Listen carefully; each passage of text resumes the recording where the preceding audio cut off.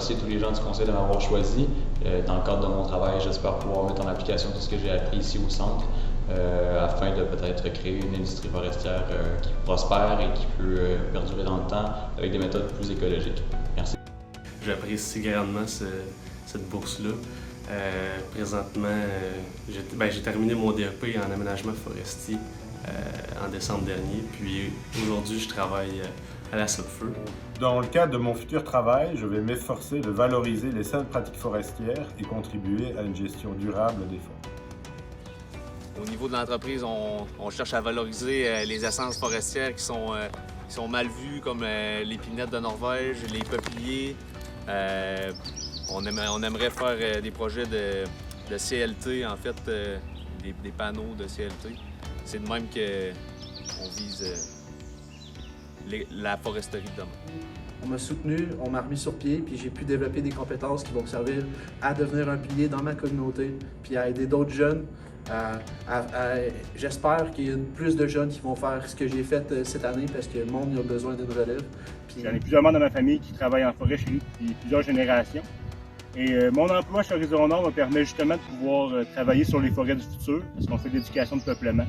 Donc on travaille pour les prochaines générations en foresterie.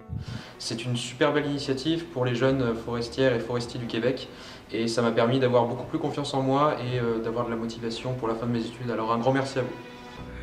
J'ai toujours été attiré par la complexité des équipements de production. C'est pourquoi le DEC en transformation des produits forestiers m'a bien permis de comprendre les procédés de transformation du bois. À l'automne prochain, je commence un bac en génie de la production automatisée à l'ETS de Montréal. Avec cette formation, je serai en mesure de contribuer au passage de l'industrie forestière vers les usines 4.0. Mon passage au CEMR va me permettre de me sentir dans mon projet entrepreneurial plus dans le siège du conducteur que dans le siège du passager. Mon intérêt envers la foresterie est plutôt récent. Au début, j'étais plus attirée vers l'environnement au sens large. Mais c'est vraiment pendant mes 2 premières années au cégep que j'ai eu la piqûre en fait pour la foresterie. Pendant mes stages aussi en alternance travail-études. C'est là que je me suis rendu compte que les gens qui travaillent au niveau de la gestion de proximité sur les chantiers, ils peuvent initier des changements, notamment au niveau environnemental.